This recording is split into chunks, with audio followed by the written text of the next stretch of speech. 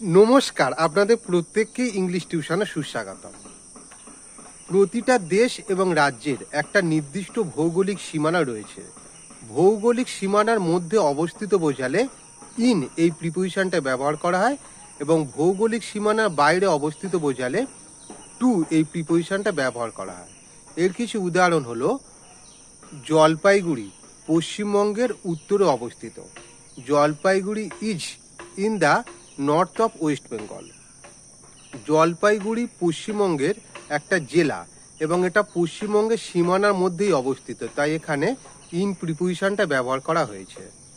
পশ্চিমবঙ্গ ভারতের পূর্ব দিকে অবস্থিত।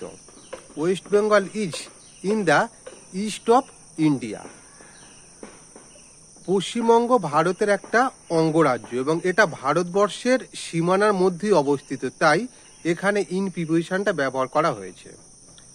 শ্রীলঙ্কা ভারতের দক্ষিণে অবস্থিত।